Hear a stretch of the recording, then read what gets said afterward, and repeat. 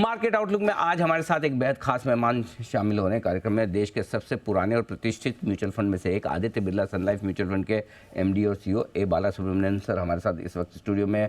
Sir बहुत बहुत स्वागत है। पहले तो आपको एक बार बधाई और कॉम्प्लीमेंट देना चाहता हूं।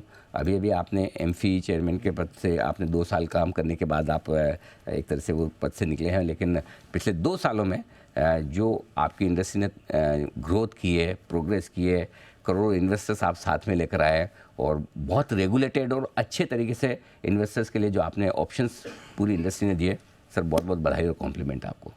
And thank you Anil ji for having me part of the show. Of course mutual fund में तो हम लोग एक तो अपना कंपनी के लिए काम करते हैं, दूसरा इंडस्ट्री के लिए भी काम करते हैं। बिल्कुल। तो एमफी में ही 2 साल चेयरमैन बन के ऑफकोर्स सेकेंड टर्म 4 इयर्स का चेयरमैन का पोजीशन में जो एमफी में काम किया है जी, with all other members together. उधर हम लोग जाने के टाइम कंपीट नहीं करते हैं, कोलैबोरेट करते हैं। मार्केट में कम्पीट करते हैं, एमफी में जाने के बाद हम लोग कोलैबोरेट करते हैं, सभी के साथ मिल के काम करते हैं पॉलिसी मेकिंग में। एक खुशी की खबर है एक्चुअली द लास्ट 3-4 साल में जो इंडस्ट्री में जो अच्छा ग्रोथ आया है, it's largely on account of जो हार्डवर्क हम लोग जो खुद ही करते रहते हैं for educating investors mutual fund में कैसे निवेश करना है, और दूसरा एमफी की तरफ से ऑर्डरली मैटर में कैसे म्यूचुअल फंड में काम करना सब लोग, क्योंकि फिड्यूशियल रिस्पांसिबिलिटी एक तरफ से ज़्यादा है जी, मार्केट के डायनामिक्स एकदम अनप्रिडिक्टेबल है, और तीसरा है actually that when the public money is coming in large, mutual fund कैसे मैनेज कैसे करते हैं रिस्क से समझ के, वो सब भी अपना जिम्मेदारी रहते हैं। बिल्कुल। वो हम लोग वही जो सेटिस्फैक्शन जो आते हैं हमेशा, एब्सोल्युटली। एक तो लॉन्ग सर्विसिंग इंडस्ट्री में वही जाते हैं, दैट इज़ वन।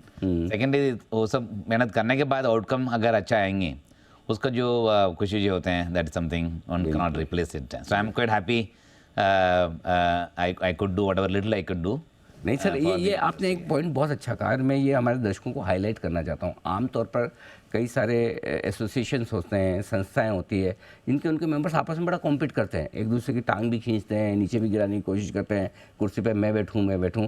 एमफी में ऐसा सिचुएशन है कि जब एमफी में जाते हैं सारे म्यूचुअल फंड बड़े मिलकर काम करते हैं और एक दूसरे को आगे बढ़ाने की कोशिश करते हैं। मतलब यहाँ बजाय इसकी कुर्सी के लड़ने के कि मैं बनूँ एमफी चेयरमैन, ये बोलता है आप बनिए। ये वाकई में सीखने लायक चीज़ है जो एमफी से कई एसोसिएशन सीख सकते हैं। लेकिन एक ट्रेंड जो इस वक्त इंडिया में चल रहा है, हर महीने 25-30 लाख नए डीमेट अकाउंट खुलने का, हर महीने अब 16,000 करोड़ की एसआईपी आ रही है, इक्विटी फंड्स में फ्लो बहुत मजबूत आ रहा है। इंडिया के ये जो इन्वेस्टर्स, नए इन्वेस्टर्स आने का ट्रेंड जो बना है, सर इंडस्ट्री एक्सपर्ट के तौर पर आप कैसे देखते हैं, कितना लंबा चलने वाला है? सो मेरे हिसाब से ये तो रहेंगे मेरे नेक्स्ट 10-15 ईयर्स के हिसाब से लंबा चलते रहेंगे। I think simple reason is only simple, जो आज के दिन पे भी इतना सब होने के बाद भी, म्यूचुअल इंडस्ट्री से बढ़ने के बाद भी 50 लाख करोड़ की इंडस्ट्री साइज़ हो गया है। करेक्ट। इक्विटी का ऐसे 25 लाख करोड़ का साइज़ हो गया, उतना होने के बाद भी नंबर ऑफ इन्वेस्टर्स के हिसाब से आप देखते हैं is only about 4 crore unique investors है। अगर अपने देश में अगर कोई भी इन्वेस्टेबल पॉपुलेशन के हिसाब से देखते हैं और हाउस होल्ड के हिसाब से देखते हैं, ऑलमोस्ट अबाउट 30 करोड़ पॉपुलेशन और house holds can become mutual investors. तो उसके हिसाब से देखते हैं, अगर 30 माइनस अगर 4 के देखते हैं उतना अपॉर्चुनिटी है।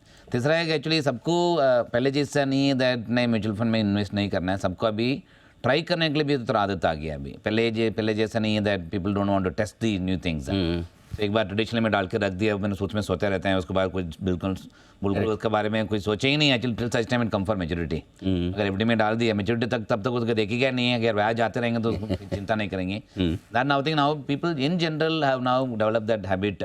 चलो हम लोग भी ऐसे भी थोड़ा डालते हैं, देखते हैं एक्चुअली कैसे आते हैं। That in my way is a big change in the mindset of investors.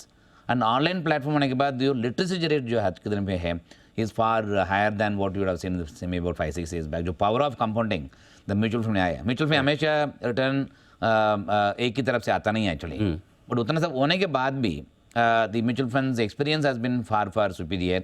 वो भी SIP की तरफ से इन्वेस्ट करते हैं, उनको एक तरफ से अक्यूमुलेट होते जा रहे हैं, पैसा का अक्यूमुलेट होते जा रहे हैं, वेल्थ अक्यूमुलेट होते जा रहे हैं, और रिटर्न के हिसाब से कंपाउंडिंग इफेक्ट भी आते जाते हैं। दैट रियलाइजेशन मेरे हिसाब से बहुत बढ़िया है एक्चुअली इंडस्ट्री के लिए। देयरफॉर जो नया इन्वेस्टर जा रहे हैं विल ओनली कीप ग्रोइंग।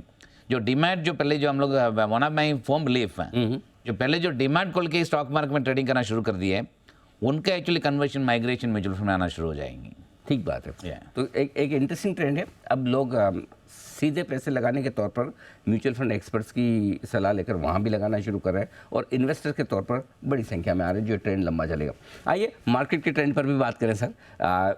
एक तरफ लगता है कि तेज़ी है, पैसा भी आ रहा है, इंडिया भी ठीक कर रहा है, दूसरी तरफ डर लगता है सर डर ये है कि ये सब दुनिया भर में क्या चल रहा है, तो इन सब के बीच में साथ में इलेक्शन भी सामने आने वाले हैं, तो दोनों तरफ के व्यू मतलब थोड़े मतलब तेज़ी भी पूरे दिल से नहीं हो रही है, मंदी भी करने का मन पूरे दिल से नहीं हो रहा है, करे तो क्या करें सर? नहीं, शॉर्ट टर्म में तो ऑफकोर्स डर तो रहना चाहिए, क्योंकि अगर मार्केट एक ही तरफ से चलते रहते हैं then you suddenly you see somewhere market getting exploded. So डर जरूरी है, और द सेकेंड अनसर्टेनिटी मार्केट में हमेशा साथ में चलते हैं। But I think we have to look at beyond election, beyond current junction in which market is growing. अगर 10 साल के हिसाब से अगर इंडिया का स्टोरी देखते हैं, if India has to become say $5 trillion economy, अगर $7 trillion economy and over a period of time, market का आपके हिसाब से वही हिसाब से आपको लेके चलते रहना पड़ेगा। So therefore from a longer term point of view there is absolutely no issue that one should worry about it. Short-term fluctuations, I am very surprised despite the geopolitical risk coming in, किधर भी market में दुनिया में भी actually उतना impact नहीं आया, which otherwise normal cases people just react. And even from India point of view, some of these market has been going up continuously. कभी कभी वैल्यूएशन का भी चर्चा हो जाता है, और मार्केट के एक्सपेंशन का भी जो चर्चा हो जाता है।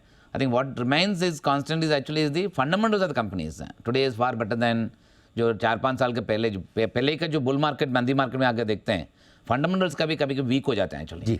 आज के दिन पे इंडिया अपना कंपनीज के लिए फंडामेंटल्स में उतना वीकनेस नहीं है। Fundamentals are very very strong, balance are very very strong, interest rate का इम्पैक्ट किसको नहीं आया है, मार्जिन का इम्पैक्ट ज़्यादा नहीं आया है, cost is actually very much. Sir आपने इतने सालों से आपने इतने बुल रन देखे हैं ऊपर नीचे, मतलब ये पहला बुल रन शायद ऐसा है जो प्योरली फंडामेंटल पे जिसे कह सकते हैं काफ़ी हद तक। Backed by fundamentals, backed by genuine flows, not a speculative flows. Right. Genuine flow is coming. The SAP आपको पहले जो बता रहा था, that is a genuine longer term flow is coming. अगर genuine long term flow में रहते हैं, कभी कभी मार्केट का ऑफकोर्स वैल्यूएशन कभी भी महंगा ही रहते हैं एक्चुअली, बट आई थिंक जो अगर बैलेंस शीट अच्छा है, कंपनीज का बैलेंस शीट है, फंडामेंटल्स अच्छा है, ग्रोथ का आई थिंक उम्मीद भी अभी भी ज़्यादा है एक्चुअली, अगर that remains constant then market का थोड़ा स्टेबिलिटी आ जाते हैं। आज के दिन पे अगर देखते हैं कोई भी मार्केट का पुराना ट्रेंड और आज के देखते हैं, वॉलेटिलिटी के हिसाब से विक्स जो हम लोग जो हमेशा का देखते रहते हैं, volatility has come to the market. I think the bigger beauty of our market थोड़ा ऊपर नीचे होंगे। 65,000 इंडेक्स में अगर 500 पॉइंट गिरी है, is not a big stocks, right. अगर 20,000 इंडेक्स में अगर 500 पॉइंट गिरी है, बड़ा बात है, बड़ा फल है actually. I think that is where I think we are market moving in little bit on matured way. सर एक जो बड़ा ट्रेंड दिख रहा है कि आपके फंड में भी दिखता है, मार्केट में भी दिखता है, लोगों को आजकल लार्ज कैप पसंद नहीं है, और वहाँ आउटफ्लो भी होते हैं, मिड कैप स्मॉल कैप शेयरों में पैसा बड़ा आ रहा है, तेजी भी वहीं हो रही है, रोज इंडेक्स बढ़ते हैं, तो कैसे मतलब इन्वेस्टर्स को इस वक्त कैसे रिस्क रिवॉर्ड रेशियो के लिहाज से कहाँ पैसा लगाना चाहिए? I think since you mentioned about large cap, I keep looking at our own large cap fund, which is a fund and equity. I keep looking at it, how they are performing. So after almost about 1 year of gap, it's now outperforming the index by almost about 1.5-2%. And if you look at all other funds, there's another thing that we are saying. पहले हम लोग सबका ये था ETF passive करके. All 72% of our funds are outperforming the index. अच्छा. Which is basically money manager able to pick stocks. Basis which they are able to differentiate. अगर वो हिसाब से देखते हैं, the differential between large cap and Nifty 50, next Nifty 50 and then BSE 200, BSE 500 mid cap अगर देखते हैं, I think each of the funds have given out performance to the each other indices. So investors के लिए ऐसे नहीं टाइम के दिन large cap में कल डाल के बैठ जाते हैं और may be mid cap company ignore करें, वो कर नहीं सकता है। Ultimately what will make investor successful is असल एलोकेशंस। आपको लार्ज कैप में थोड़ा असल एलोकेशन रखना पड़ेंगे, फ्लेक्सी कैप में थोड़ा असल रखना पड़ेंगे, at the same time mid and small company में थोड़ा असल wherever you chase the return and take a disproportionate of your pie in one asset class which is giving significant outperformance, then you run the risk. then अगर market गिरेगा time आपको उतना भी मार पड़ेगा एक्चुअली, जितना आपका बेनिफिट होता है उतना भी मार पड़ सकता है। therefore asset allocation will remain key from investors point of view. Large cap there was a period it is underperforming, no doubt, but today large cap funds are outperforming, so that we cannot ignore it. Bala sir क्या पसंद है आपको Indian markets में इस वक्त? कहाँ आपको लगता है कि पॉजिटिव रुझान आगे दिखता है? सेक्टर्स कौन से अच्छे दिखते हैं आपको? सेक्टर्स में अगर देखते हैं, दिस वन एरिया वेयर मेरे हिसाब से significant improvement is coming is on the make in India theme. I think what government has been pushing, जो PLI के बाद द प्रोडक्शन लिंक्ड इंसेंटिव के बाद the number of sectors get added to that is actually quite amazing. therefore the manufacturing sector driven growth for India में मेरे हिसाब से बहुत करना है। मैन्युफैक्चरिंग सेक्टर में जो जुड़ा हुआ है उसमें, अगर if you look at auto ancillaries comes in largely the manufacturing side, If you take the entire transportation sector, it comes in that space. If you take the entire engineering space, I think India is one country have got a huge capability on engineering space.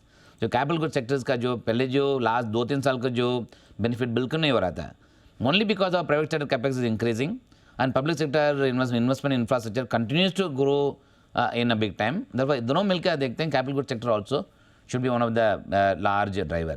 The last but not the least, I think last 2-3 years FMCG sectors have underperformed for variety of reasons. I think अपना देश में अगर per capita income के हिसाब देखते हैं, rural India के output के हिसाब से देखते हैं, I think consumption in the country has to once again gain momentum. Therefore, the consumption sector also should be one of the big outperformer. ठीक बात है. तो बिल्कुल ये सेक्टर्स हैं. बाला सर को पसंद. सर बहुत बहुत धन्यवाद आपका, आपने समय दिया स्टूडियो में आए और हमारे दर्शकों को पूरा गाइडेंस और आउटलुक आगे बताया. Thank you so much sir. धन्यवाद.